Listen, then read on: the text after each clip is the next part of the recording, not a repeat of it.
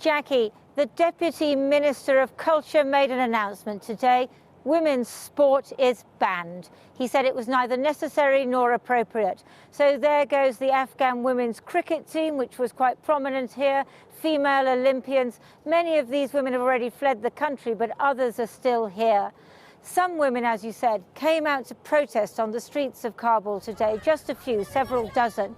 But they were saying because there were no women included in the government, that protest was dispersed, and then it was announced that all protest is banned. There can be no protest in the new Afghanistan.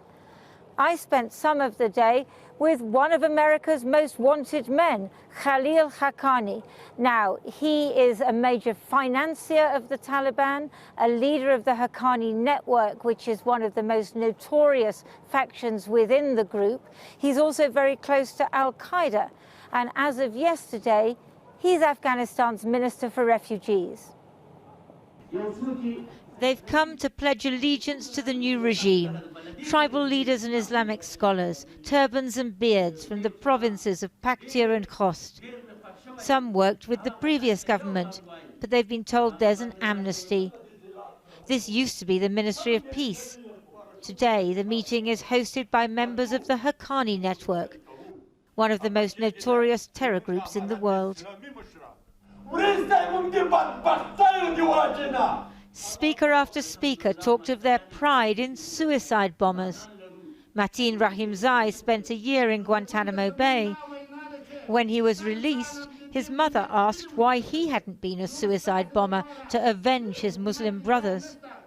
And then there was the star of the show, Khalil Haqqani, a leader of the Haqqani network, now a minister in the new Taliban government. The Americans have a $5 million bounty on his head and see him as one of the world's leading terrorists.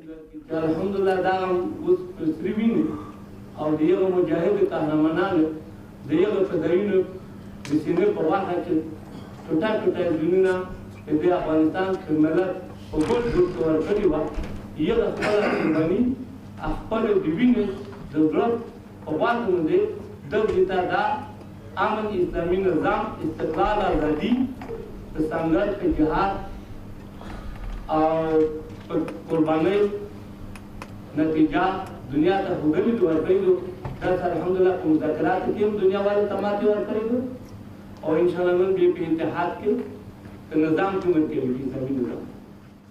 A junior journalist, or maybe a young Talib, films one of the most powerful men in the new Afghanistan.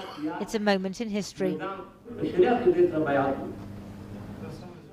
Haqqani gets the audience to pledge allegiance to the new emir, Taliban leader Mullah Haibatullah Akhundzada. One of the many advantages of the Islamic Emirate system, he says, is that it's cheap. No need to waste all that money on elections. Outside, they mingle and chat. The new Afghan administration will be full not of technocrats and managers, but elders, mullahs and Islamic scholars. And of course, not a woman in sight. No, of course, I was a woman in sight, and also our producer, Anna. So they had no one to pat us down at security, so they asked us to pat each other down, which we did. That was one of the more surreal moments. We were then taken to meet Mr. Haqqani.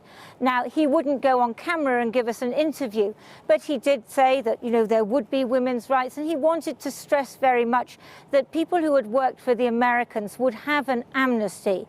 Now, I'm not quite sure whether those people who are at the moment in hiding will believe this man. The atmosphere around him was extraordinary. He looks very big, but then you realize that that's the bulletproof jacket.